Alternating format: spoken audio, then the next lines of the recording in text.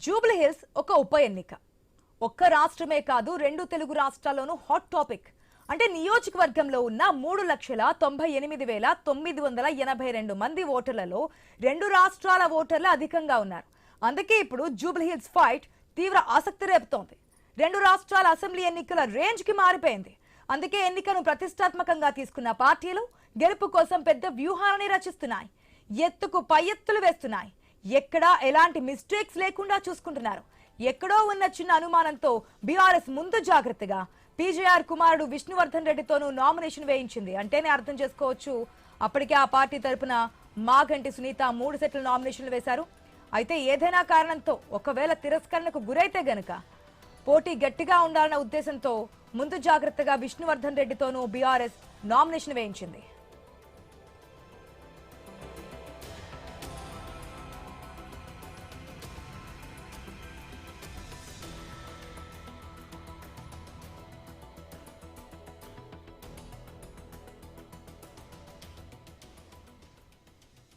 ఇక నామినేషన్ల ప్రక్రియ కూడా మంగళవారంతో ముగుస్తోంది. తర్వాయి భాగం అంతా ప్రచార పర్వమే. ఇప్పటికే పార్టీలు స్టార్ క్యాంపెయినర్స్ లిస్ట్ ను ఎన్నికల సంఘానికి సమర్పించాయి. దీపావళి తర్వాత ప్రచార హోరు మోగబోతోంది. అన్ని పార్టీలు ప్రతిష్టాత్మకంగా తీసుకోవడంతో ప్రచారాన్నే ఛాలెంజ్ గా తీసుకున్నాయి. ముఖ్యంగా అధికారంలో ఉన్న కాంగ్రెస్ పార్టీకి చావో రేవోగా మారింది. ఎలాగైనా గెలిచి ప్రతిపక్షాలకు షాక్ ఇవ్వాలన్న సర్వశక్తులు ఒడ్డేందుకు హస్తం పార్టీ వ్యూహాలను పనుతోంది. రాష్ట్రంలో సమర్థవంతంగా పాలన ఉందన్న సిగ్నల్స్ ని రాష్ట్ర ప్రజలకు పంపాలన్న టార్గెట్ తో పనిచేస్తున్నారు. సీన్ లోకి డైరెక్ట్ గా ఎంటర్ అయ్యారు సీఎం రేవంత్. ప్రత్యర్థులపైన ఇప్పటి నుంచే సెటైర్స్ పేల్చేస్తున్నారు. ప్రతిపక్ష పార్టీలు కాంగ్రెస్ పై కుట్రలు చేస్తున్నాయంటూ రేవంత్ చేసిన కామెంట్ సంచలనంగా మారింది.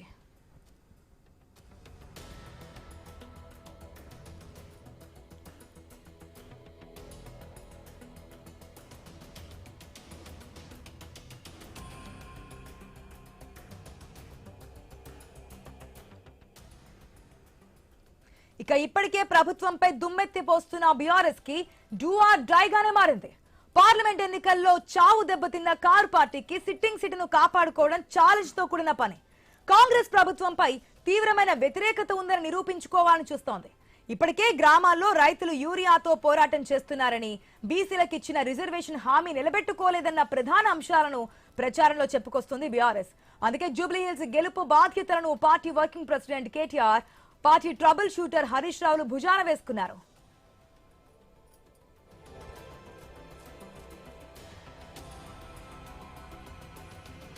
ఇకపోతే రాష్ట్రంలో కాంగ్రెస్ బీఆర్ఎస్ లకు ప్రత్యామ్నాయం మేమేనంటూ ప్రచారం చేసుకుంటున్న బీజేపీకి కూడా ఈ ఎన్నిక ప్రతిష్టాత్మకమేనని చెప్పాలి.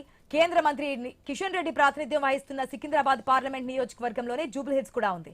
దీంతో ఎలాగైనా గెలిచి తెలంగాణలో రాబోయే ప్రభుత్వం బీజేపీదేనని సిగ్నల్స్ ఇవ్వాలన్న పట్టుదలతో కమలం నేతలు భావిస్తున్నారు. ఇలా ఎవరికి వారు ప్రతిష్టాత్మకంగా తీసుకోవడంతో అందరి ఫోకస్ ఇక్కడే పడింది. ఇలా రెండు రాష్ట్రాల కళ్ళు జూబ్లీ హిల్స్ పై పడడంతో ఆసక్తిగా మారింది. ప్రచార పర్వంలో దిగేందుకు స్టార్ క్యాంపెయినర్ లిస్ట్ కూడా రెడీ అయింది. దీపావళి తర్వాత ప్రచారం ఊపందుకుంటూ కానీ స్పష్టత రాదా? ప్రధాన పార్టీలు ఏ అంశాలపై ఫోకస్ పెట్టాయి? ఓటర్లను అట్రాక్ట్ చేసేందుకు ఎలాంటి ఎజెండా పెట్టుకున్నాయి? కాంగ్రెస్ గెలుపు బాధ్యతలు రేవంత్ భుజాలపై వేసుకున్నారా? బీఆర్ఎస్ గెలుపు బాధ్యతలు కేటీఆర్ హరీష్ రావులదేనా? బీజేపీ గెలుపు బాధ్యత కేంద్ర మంత్రి కిషన్ రెడ్డిదేనా? ఇక్కడ అభ్యర్థుల కంటే వారి వెనుక ఉన్న నేతలే బలంగా కనిపిస్తున్నారా? ప్రజలను ప్రభావితం చేసేది ఎవరు? పార్టీల నుంచి ప్రజలు ఏమి ఆశిస్తున్నారు?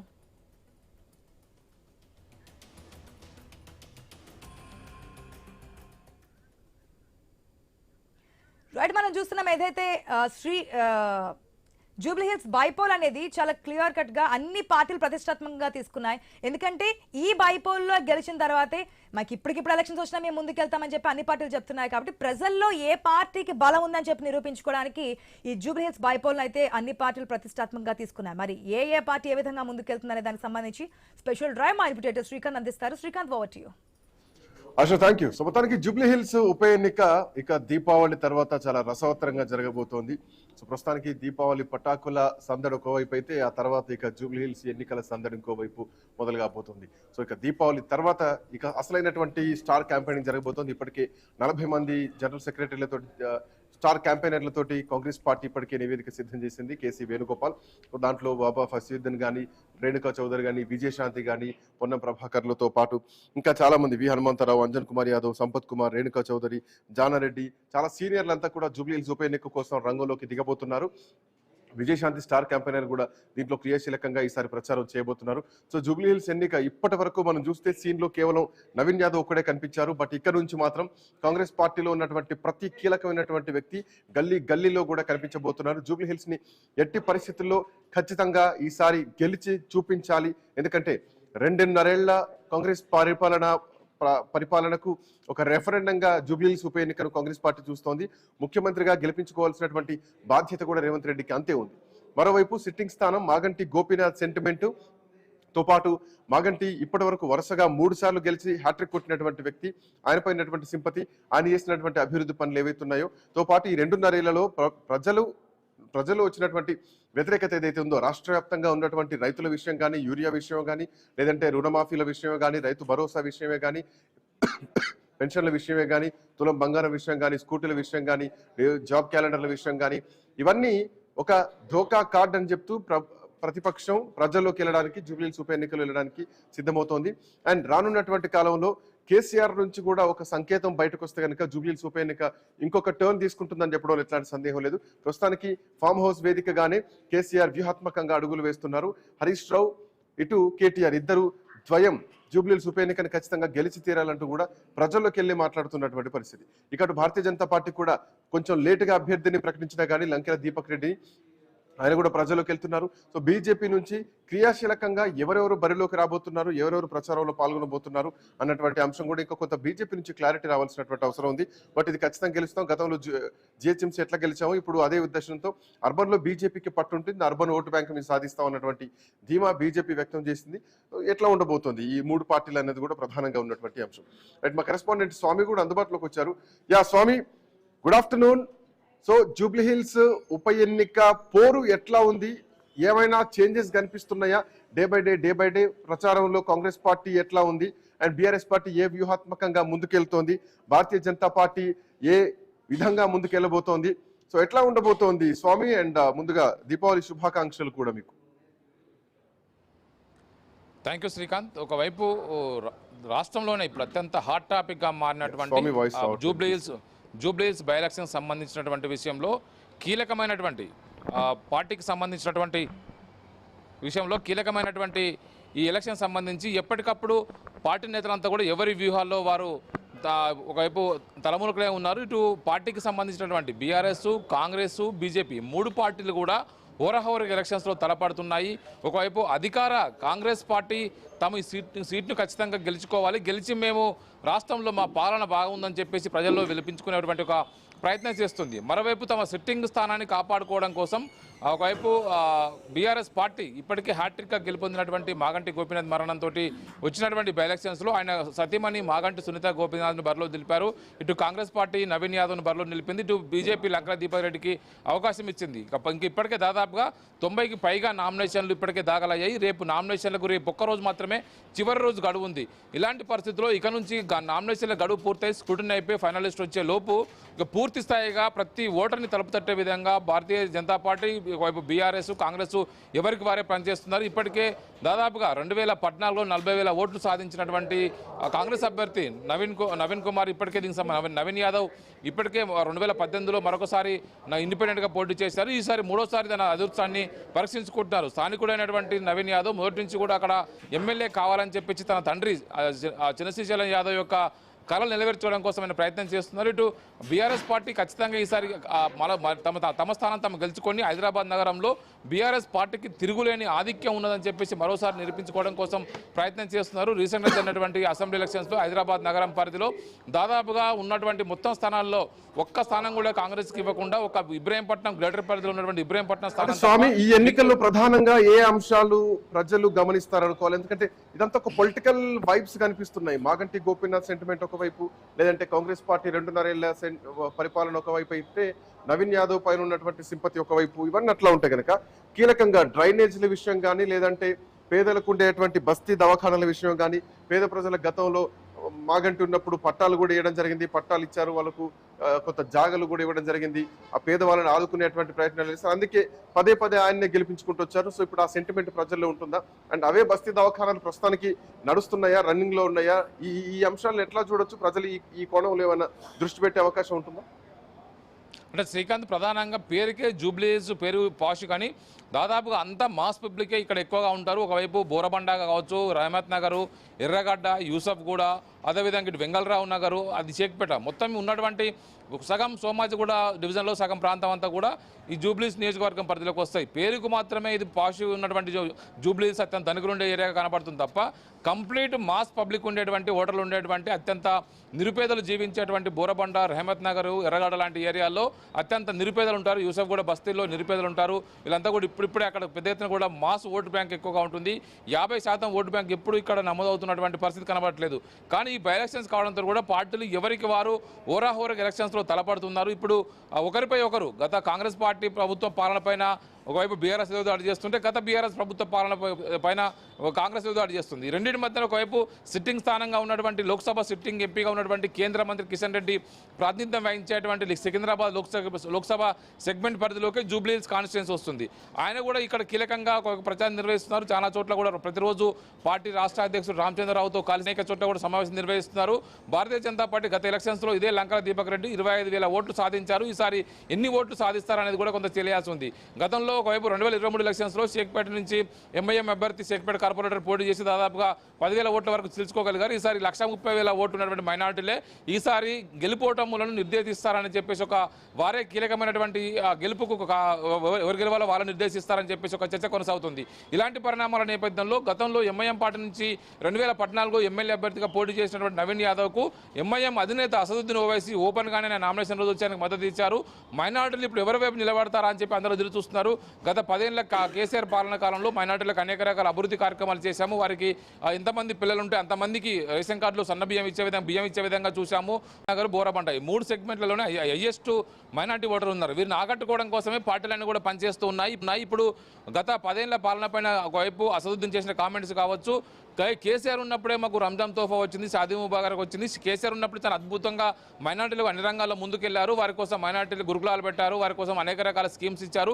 బీసీలో ఉన్నటువంటి 5 గ్రూపుల్లో BCA, BCB, BCC, BCD, BCE ఉన్నప్పుడు కూడా బీసీఈలో ఉన్నటువంటి మైనార్టీ విద్యార్థులకు రూపాయి ఫీజు కట్టకుండా ఏ కాలేజీలో చదివినా కూడా పూర్తి ఫీజు రియంబర్స్మెంట్ కేసీఆర్ చెల్లించారు. ఆ స్కీమ్ ఇంకా కొనసాగుతూనే ఉంది. ఇలాంటి పరిస్థితుల్లో మైనార్టీలకు బీఆర్ఎస్ఏ అద్భుతంగా పనిచేసిందని చెప్పేసి అసెంబ్లీ వేదికగా బయట అన్ని చోట్ల కూడా అక్బరుద్దీన్ ఓవైసీ పోగొడారు.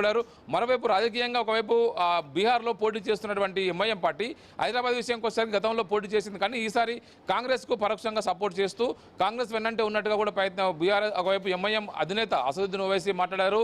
దీంతో బీఆర్ఎస్కు ఎంఐఎం మధ్య కొంత మాటల తూటాలు కూడా పేలుతూ ఉన్నాయి. ఎంఐఎం ఎవరు అధికారంలో ఉంటే వారు పంచన చేరుతుంది, వారితో తమ ప్రయోజనాలు పొందడం కోసం ప్రయత్నం చేస్తుందని చెప్పేసి ఒక కామెంట్స్ అయితే ఇక్కడి నుంచి కూడా వినబడుతున్నాయి. ఇప్పుడు నేరుగా కాంగ్రెస్తో కలిసి పనిచేస్తుంది, ఎలక్షన్స్లో ఓపెన్గా పొత్తు పెట్టుకునే విధంగా వారితో సయ్యద్తో వచ్చే విధంగా పనిచేస్తున్నారని చెప్పి ఆరోపిస్తున్నారు. ఇప్పుడున్న పరిస్థితుల్లో ఈ 130,000 ఓట్లలో మెజార్టీ ఎక్కడైతే దాదాపుగా 4 లక్షల ఓట్లు 3,98,000 ఓట్లు అనుకున్నప్పుడు కూడా 4 లక్షల ఓట్లలో ఎప్పుడు కూడా 50% ఓట్లు పోలు కావు. 50% ఓట్లన్నా కూడా 2 లక్షల ఓట్లు పోలైనప్పటికీ కూడా అందులో 130,000 ఓట్లు మైనార్టీలే ఉంటాయి. మైనార్టీలు దాదాపుగా ఎవరి వైపు ఎక్కువ వైపు మొగ్గు చూపితే అటువైపే ఫలితం మారే అవకాశం ఉంది. ఓవరాల్ గా 60,000 మహా అయితే 80,000 ఓట్లు మెజారిటీ వస్తే గెలుపు డిక్లేర్ అయినట్టే. జూబ్లీహిల్స్ నియోజకవర్గం 3 లక్షల మంది ఓటర్లు ఉన్నా కానీ సగం మంది ఓట్లు వేస్తేనే ఒక మెజారిటీ వస్తే గెలిచినటువంటి సందర్భాలు మనం చూసాం. ఈవెన్ మాగంటి గోపీనాథ్ విషయంలో అజరుద్దీన్ 2వ స్థానంకు రావడం కూడా మహా అయితే 10-15,000 ఓట్ల ఓటు బ్యాంక్ తోటి. అయితే ఇక్కడ పాయింట్ ఏంటంటే ఇంకొక అంశాన్ని మైనార్టీ ఓటు బ్యాంక్ చూసుకున్నాం. BRS sentiment vote, Congress sentiment, Naveen Yadav sentiment vote, Maganti sympathy vote ఇవన్నీ నడుస్తున్నటువంటి క్రమంలో భారతీయ జనతా పార్టీ పూర్తి బాధ్యతలు కిషన్ రెడ్డి పైనే ఉన్నాయా? కొంతమంది ఎంపీలు కూడా అక్కడక్కడ మనం మాట్లాడుతున్నాం, మాకే సంబంధం, అది కిషన్ రెడ్డి నియోజకవర్గం, కిషన్ రెడ్డిని పోయి అడగండి అంటూ మనం మీడియాలో అక్కడక్కడ వీడియోలు చూస్తూనే ఉన్నాం. అరవింద్ చేస్తున్నటువంటి సెన్సేషనల్ కామెంట్స్ ఏవైతే ఉన్నాయో కిషన్ రెడ్డి బాధ్యతగా తీసుకొని గెలిపించే భుజాన్ని వేసుకుంటారా గెలుపును? సెంట్రల్ మినిస్టర్లా లేదంటే మిగతా బీజేపీ పాలిత ముఖ్యమంత్రులను ఏమైనా పిలిపించి ప్రచారాలు చేసేటువంటి అవకాశం ఉంటుందా? ఇదేమైనా బీజేపీకి కలిసి వచ్చే ఛాన్స్ ఉంటుందా? ఎట్లా చూడొచ్చు ఈ పాయింట్ ని? మోర్ ఓవర్ ఇందులో ఇంకొక పాయింట్, జనసేన ఓటు బ్యాంకు తో పాటు Telugu Desam party sympathy vote bank బీజేపీకి ఏమైనా కలిసి వచ్చేటువంటి అవకాశం ఉందా? ఆ రకంగా ఏమైనా ప్రచారాలు ఉండొచ్చా?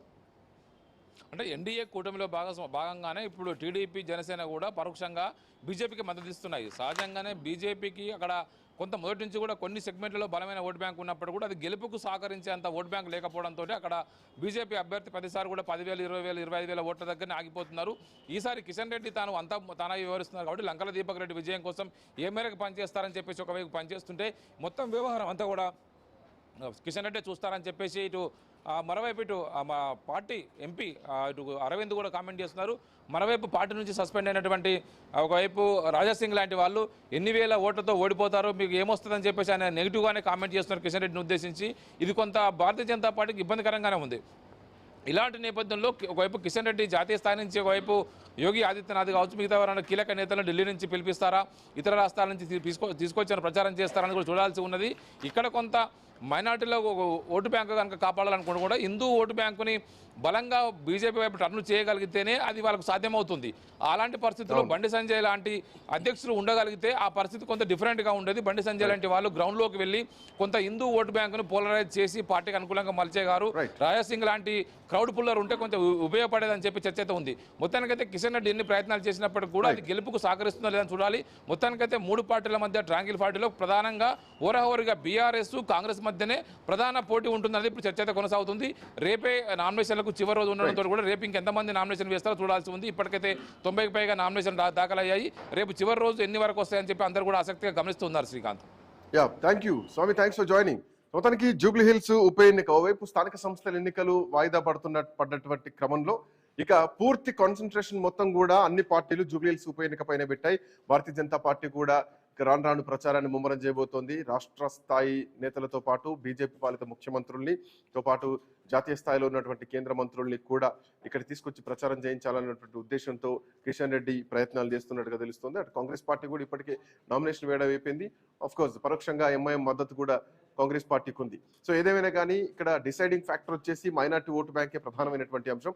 ఈ మైనార్టీ ఓటు బ్యాంకు గతంలో బీఆర్ఎస్ పార్టీతో ఉన్నారు. ఇప్పుడు బీఆర్ఎస్ పార్టీ కూడా మైనార్టీ ఓటు బ్యాంకులను ఆకర్షించడానికి ఆయా ప్రాంతాల్లో తిరుగుతున్నారు. కేసీఆర్ ఇచ్చినటువంటి కిట్లు కానీ, కేసీఆర్ ఇచ్చినటువంటి షాదీ ముబారక్లు కానీ ఇవి మైనార్టీలకు ఉపయోగపడ్డాయి. మళ్ళీ అవే రావాలంటే ఈ 2.5 సంవత్సరాల పరిపాలన వ్యతిరేకత తెలియాలి. మళ్ళీ వచ్చే గవర్నమెంట్ బీఆర్ఎస్దే అని చెప్పుకోవాలంటే ఈసారి ఖచ్చితంగా బీఆర్ఎస్ పార్టీ ఎంఐఎం ఇక్కడ జూబ్లీ హిల్స్ నియోజకవర్గంలో గెలిపించాల్సిన బాధ్యత ప్రజలపైన ఉందంటూ కూడా దీని ఒక రాష్ట్ర వ్యాప్త ఎన్నికలాగా చూస్తోంది బీఆర్ఎస్ పార్టీ. కార్తీక్ గారు, గుడ్ ఆఫ్టర్నూన్. కార్తీక్ గారు, ముందుగా దీపావళి శుభాకాంక్షలు. సో ఎట్లా ఉండబోతోంది ప్రచారం, ఎట్లా నడుస్తోంది, ఎవరు మీకు గట్టి కాంపిటీషన్ ఇస్తారనుకుంటున్నారు? సార్ అయితే ప్రచారం అయితే జూబ్లీ హిల్స్ లో అంటే మంచి స్ట్రాంగ్ గానే నడుస్తుంది సార్ ఇప్పటికైతే. అయితే మేము చాలా ఎక్స్పెక్ట్ చేసినాం బీఆర్ఎస్ పార్టీ నుంచి బాగా గట్టి పోటీ ఉంటుంది, బాగా కష్టపడాలి ఉంటుంది. ఎందుకంటే ప్రధాన ప్రతిపక్ష పార్టీ కాబట్టి ఇంతమంది 10 అధికారంలో ఉన్న పార్టీ, అందులో ప్రభు చూడరు. తర్వాత ఐటీలో నేను ప్రత్యేకమైనటువంటి నిపుణత వ్యక్తిని, అమెరికాలో చదువుకొని ఉద్యోగం చేసి చాలా ఇంటర్వ్యూలు ఇచ్చిన అని చెప్పి గొప్పగా చెప్పుకున్నటువంటి కళాకుంటారు.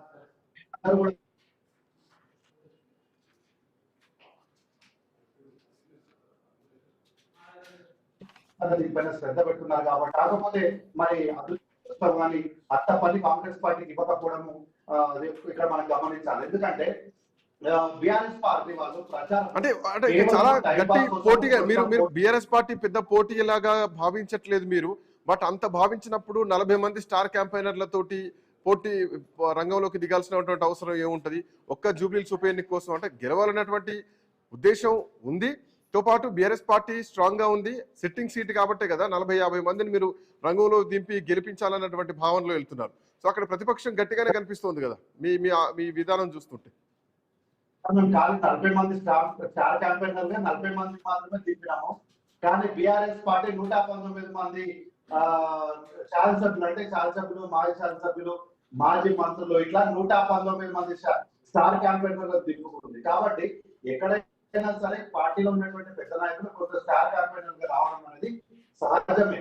అయితే మేము అనుకున్న స్థాయిలో బీఆర్ఎస్ పార్టీ నుంచి పోటీ లేకపోవడం అనేది గమనార్హం. ఎందుకంటే వచ్చినటువంటి నాయకులందరూ కూడా నినాదాత్మకమైన మనం చూస్తాం. మల్లారెడ్డి గారు సెలూన్ షాప్ లో పోయినప్పుడు అరే మీరు ప్రచారం చేసేటప్పుడైనా కనీసం ప్రచారం కోసమైనా మీరు కటింగ్ చేసేటప్పుడు ట్రిమ్మర్ ఆన్ చేయాలి కదా, కనీసం ట్రిమ్మర్ ఆన్ చేయాలి కదా. కింద దోశ వేసారు, దోశ స్టవ్ వేయించాలి కదా, స్టవ్ వేయించకుండా దోశ వేసి ట్రిమ్మర్ ఆన్ చేయకుండా కటింగ్ చేసేది.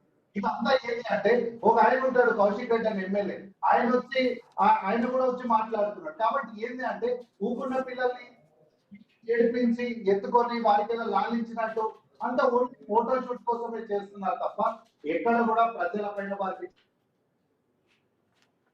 చిత్తశుద్ధి లేదు. విషయం ఏంటి అంటే బట్ బీఆర్ఎస్ పార్టీ ఒకటే చెప్తోంది, గతంలో ఇచ్చినటువంటి పథకాలే ఇప్పటికీ కంటిన్యూ అయితే కొత్తగా వచ్చేటువంటి పథకాలు ఎవరికి రావట్లేదు. జూబ్లీహిల్స్ అభివృద్ధి మొత్తం బీఆర్ఎస్ పార్టీ చేసింది. ఈ 2.5 సంవత్సరాల్లో కాంగ్రెస్ పార్టీ వచ్చిన తర్వాత జూబ్లీహిల్స్ కి జరిగింది ఏమిటి అన్నది ఒకటైతే కనుక హైదరాబాద్ పూర్తిగా ఎక్కడా కూడా కాంగ్రెస్ పార్టీ ఒక్క స్థానం గెలవలేదు, కంటోన్మెంట్ బై ఎలక్షన్ తప్పితే. సో ఇప్పుడు గెలుపు మీకు వస్తుందని మీరు నమ్ముతున్నారా? ఎందుకంటే కంటోన్మెంట్ లో కూడా మొదటిసారి లాస్యానందిత బీఆర్ఎస్ పార్టీ అభ్యర్థి గెలవడం జరిగింది. సో ఆ వ్యతిరేకత ఇంకా పెరగలేదని భావిస్తున్నారా? కాంగ్రెస్ పార్టీ పైన సింపతి పెరిగిందని భావిస్తున్నారా? ఒకవేళ ఓటేస్తే అభ్యర్థి సింపతి మీద వేయాలా లేదంటే పార్టీని చూసి ఓటేయాలా? అయితే సార్ ఈ రోజున్న పరిస్థితుల్లో సింపతి రాజకీయాలు చేయడానికి ఎక్కడ కూడా తావలేదు. ఇక్కడ మనకు కావాల్సిన సింపతి రాజకీయాలు కాదు, అభివృద్ధి వైపు. కంటోన్మెంట్ ప్రజలు చాలా తెలివిగా చాలా నిబద్ధతతోని చాలా ముందు చూపుతోని కాంగ్రెస్ పార్టీ అభ్యర్థి గెలిపించడం వల్ల ఈ రోజు అక్కడ జరుగుతున్నటువంటి అభివృద్ధి ఏంటి అనేది పక్కనే ఉన్నటువంటి జూబ్లీహిల్స్ ప్రజలు కూడా గమనిస్తున్నారు, చూస్తున్నారు. అయితే 10 సంవత్సరాలు మేము పాలన చేసినటువంటి వాళ్ళు ప్రభుత్వం ఇచ్చినటువంటి పథకాలను చెప్తే ప్రభుత్వం ఇచ్చిన కంటిన్యూస్ ప్రాసెస్ సార్. ఎప్పుడైనా సరే ఏ పథకాన్ని కూడా ఏ నాయకులు ఎవరు కూడా ఎప్పుడు కూడా ఆపరు. ఏ పథకమైన ప్రజల్లోకి ఒక్కసారి లాంచ్ అయిన తర్వాత దాన్ని ముందుకు తీసుకెళ్తారు, లేదా దాంట్లో కొన్ని కరెక్షన్స్ చేస్తారే తప్ప ఎక్కడ కూడా ఏ పథకాన్ని కూడా ఆపరు. మీరు కావాల్సిన ప్రజల్లో రాజశేఖర రెడ్డి గారు తీసుకున్నటువంటి పథకాలు కానీ లేదా చంద్రబాబు నాయుడు గారు తీసుకున్నటువంటి పథకాలు కానీ మీరు చూడొచ్చు. అయితే కాంగ్రెస్ పార్టీ హయాంలో ఏ అభివృద్ధి జరగట్లేదని చెప్తున్నటువంటి కల్వకుంట్ల తారక రామారావు గారికి నేను సూటిగా ప్రశ్నిస్తున్నా. 2014లో మీరు ప్రభుత్వం ఏర్పడిన తర్వాత మీ హయాంలో అభివృద్ధి అనేది మొదలైంది 2018 ఏప్రిల్ తర్వాత నుంచే. 2018 అంటే దాదాపుగా 3 సంవత్సరాల 9 నెలల వరకు ఎక్కడా కూడా మీరు ఒక్క అభివృద్ధి కార్యక్రమం కూడా చేయలేదు. కాబట్టి ఆ రోజు మీరు ఈ ప్రశ్న అడిగితే మాకు సమైక్య ఆంధ్రప్రదేశ్ లో మాకు చందమామని పెట్టి చేతిలో పోలేదు, మా చేతిలో అన్నావుద్దీన్ దీపం లేదని ఆ రోజు మంచి కథలు చెప్పారు. ఈ రోజు వచ్చి కేవలం 20 నెలల ఒక్క నిమిషం కార్తిక్ గారు 1 సెకండ్. బొల్లం మల్లయ్య యాదవ్ గారు బీఆర్ఎస్ పార్టీ మాజీ శాసనసభ్యులు మనతో పాటు ఫోన్ లైన్ లో అందుబాటులోకి వచ్చారు.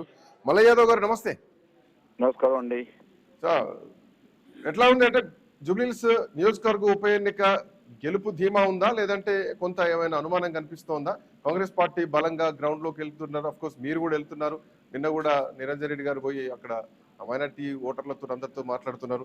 ఎట్లా ఉంది ప్రచారం, ఎట్లా నడుస్తుంది? ఇంకేమైనా చేంజెస్ జరుగుతున్నాయా? స్పీడప్ పెంచేటువంటి అవకాశాలు ఏ అంశాలతో వెళ్తున్నారు? బీఆర్ఎస్ పార్టీ కార్యకర్తల కంటే ఈ రోజు జూబ్లీహిల్స్ నియోజకవర్గ ప్రజలే చాలా ఆగ్రహంతో ఉన్నారు, కాంగ్రెస్ మీద వ్యతిరేకతతో ఉన్నారు. 11వ తారీఖు నవంబర్ కంటే ముందే వాళ్ళ ఊళ్ళో ఉన్న ఆవేశం పెళ్లివిప్తా ఉంది. 100% రేపు జరగబోయే ఎన్నికలలో జూబ్లీహిల్స్ లో అఖండమైన మెజార్టీతో మా అభ్యర్థి గెలవబోతా ఉన్నారు. తిరిగి మా స్థానాన్ని మేము కైవసం చేసుకోబోతా ఉన్నాం, నిలబెట్టుకోబోతా ఉన్నాం. కారణం కాంగ్రెస్ వైఫల్యాలే ప్రధాన కారణం. ఈ రోజు కాంగ్రెస్ పేరు మీద హైదరాబాద్ లో కొనసాగిస్తున్న విధ్వంసకాండ, ఇస్తా అన్న ఏ గ్యారంటీలు హామీలు 6 గ్యారంటీలే కాదు, ఇచ్చిన ఏ హామీని నెరవేర్చకుండా కేవలం మసిపూసి మారేడుకాయతో చేసి మభ్యపెట్టి అరచేతుల వైకుంఠం చూపించి అందలం ఎక్కి అధికారం అనుభవిస్తున్న ఈ కాంగ్రెస్ కి సరైన సమాధానం చెప్పాలంటే ఈ ఎన్నికలలో ప్రజలందరూ కూడా బీఆర్ఎస్ కు ఓటేసి కాంగ్రెస్ కి తగిన సమాధానం చెప్పాలి, చెంపపెట్టు సమాధానం ఇవ్వాలనే ఒక ఆలోచనతో ప్రజలు ముక్త కంఠంతో చెప్తా ఉన్నారు, ఏకాభిప్రాయంతో ఉన్నారు. రేపు గ్యాస్ అన్నారు, గ్యాస్ ఒకళ్ళకి ఇస్తే అక్కడ మిగతా వాళ్ళకి ఇవ్వలేదు, ఏదో మొక్కుబడిగా మేము వీళ్ళకి ఇచ్చినామని చెప్పడానికి. కరెంటు బిల్లులు రాని వాళ్ళు చాలా మంది ఉన్నారు. 200 యూనిట్లు ఏదైతే చెప్పారో అక్కడ ఎవరికి కూడా మాఫీ కాలేదు. అదే రకంగా పెన్షన్లు రాలేదు. మహాలక్ష్మి పథకం కింద ఆడబిడ్డలకి 2500 అటెప్పిపోయినాయి. కళ్యాణ్ అంటే మీరు వచ్చిందే 2.5 సంవత్సరాలు అయింది కదా, దాని తులం రెఫరెండం బంగారం మీరు కూడా 2014 అధికారంలోకి వచ్చిన తర్వాత ఒక 3 ఏళ్ళు జూబ్లీహిల్స్ నియోజకవర్గాన్ని పెద్దగా అభివృద్ధి చేయలేదు. మీ అభివృద్ధి స్టార్ట్ అయిందే 18 నుంచి. సో మేము కూడా వచ్చిందే 2.5 సంవత్సరాలు అయింది. ఇప్పుడే ఎక్స్పెక్ట్ చేస్తే ఎట్లా? సో భవిష్యత్తు మాకు కూడా ఉంటుంది. అధికారంలో మేమే ఉన్నాం, 40 మంది స్టార్ క్యాంపెయినర్లను దింపుతున్నాం, ఖచ్చితంగా మేము దీన్ని గెలుస్తామని చెప్పేసి కాంగ్రెస్ పార్టీ నాయకులు మాట్లాడుతున్నారు. వాళ్ళు ఇచ్చిన హామీలన్నీ కూడా 5 సంవత్సరాలకు గానిచ్చారు. ఇప్పటికే పుణ్యకాలం 2 సంవత్సరాలు గడిచిపోయింది. ఎన్నికల సంవత్సరం ఎన్నికలకే పోతుంది. ఇంకా మిగిలింది వాళ్ళకు 2 సంవత్సరాలు. 2 సంవత్సరాల అవి ఇవి అన్ని కలిపి 5 సంవత్సరాలకు ఇచ్చిన హామీలు నెరవేర్చలేరు కదా. కాబట్టి మేము అప్పుడు కొత్తగా ఏర్పడ్డ తెలంగాణ రాష్ట్రంలో ఒక ప్రణాళికాబద్ధంగా ఏమేమి చేయాలో అంచెలంచెలుగా చేసుకుంటూ వచ్చినాం. చేస్తారనే విశ్వాసంతోనే రెండోసారి కూడా మాకు అధికారం ఒప్పచెప్పారు. మేము దానికి అనుగుణంగా ప్రజల అభిప్రాయాలకు అనుగుణంగా వాళ్ళ అంచనాలకు అనుగుణంగా వాళ్ళ ఊహలకు అనుగుణంగా మేము పనిచేయగలిగినాం. సరే, దురదృష్టవశాత్తు 10 సంవత్సరాల సుదీర్ఘ కాలం అనే ఒక కారణంతో మార్పు కోసం కాంగ్రెస్ కి అవకాశం ఇచ్చారు. ఇస్తే ఈ రోజు ఏమైతుంది, రైతులు మామూలుగా ఎంత ఇబ్బందులు పడుతున్నారు. యూరియాతోనే కాకుండా రైతు బంధు రాక, ఇన్సూరెన్స్ లేక, పండిన పంటకి ధర లేక, మిల్లల్లో అన్యాయం చేస్తూ ఉంటే, దోపిడీ చేస్తూ ఉంటే చెప్పుకోలేక సతమతం అవుతున్న ఆ రైతాంగం ఏమని ఈ రోజు ప్రజలు చెప్తున్నారు అనేది గ్రామాలలో పోతే గ్రామీణ వాతావరణంలో తెలుస్తుంది. సో అంటే చివరిగా దానికి అనుబంధంగా మల్లయ్య గారు, కేసీఆర్ ఏమైనా బయటకు వచ్చి సంకేతాలు లేదంటే ఒక్కొక్క సభ జూబ్లీహిల్స్ నియోజకవర్గం ఎన్నికల టైంలో బయటకు వచ్చేటువంటి ఛాన్స్ ఉన్నాయి, అట్లాంటి ఎక్స్పెక్టేషన్స్ ఏమైనా పెట్టొచ్చా? రజతోత్సవ సభ తర్వాత ఇంతవరకు బయటకు రాలేదు కేసీఆర్ గారు. కేవలం ఎన్నికల కోసం ఈ రోజు ఎన్నికలు జరుగుతున్నాయి కాబట్టి దానికోసమే ఏదో వచ్చి ఉపన్యాసం ఇస్తారు, బయట వచ్చి మాట్లాడతారని కాదండి. నిరంతరం వారు ప్రజల మధ్యలోనే ఉంటారు. కాకపోతే ఒక సరైన సమయం సందర్భం మొన్ననే ఎన్నికలైనాయి, 1 సంవత్సరం దాకా వెయిట్ చేద్దామని చెప్పేసి కొంత దూరంలో వెయిట్ చేసారు. ఈ రోజు ప్రజలు కూడా మామూలుగా నువ్వు రావాలని చెప్పేసి కోరుకుంటున్నారు. డెఫినెట్ గా ఏ సమస్యలు ఏ సందర్భాల్లో తప్పకుండా ప్రస్తావించాలో ప్రజాక్షేత్రంలో ప్రస్తావిస్తూనే ఉన్నారు.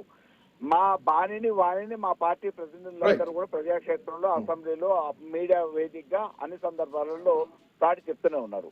ఎప్పటికప్పుడు కాంగ్రెస్ వైఫల్యాలను ఎండగడుతూనే ఉన్నాం. కాబట్టి కేసీఆర్ గారు మాత్రమే వస్తారు, లేకపోతే వారు చేయట్లేదు, రావట్లేదు అనేది ఏం లేదు. డెఫినెట్ గా వారు ఈ పార్టీని ఏ రకంగా మార్గదర్శకత్వం చేయాలో చేస్తూనే ఉన్నారు. వారు నిర్దేశించిన నియమాల ప్రకారం వారి మార్గాన్ని అనుసరించి ఏమేమి కార్యక్రమాలు చేయాలో మేము చేస్తా ఉన్నాం.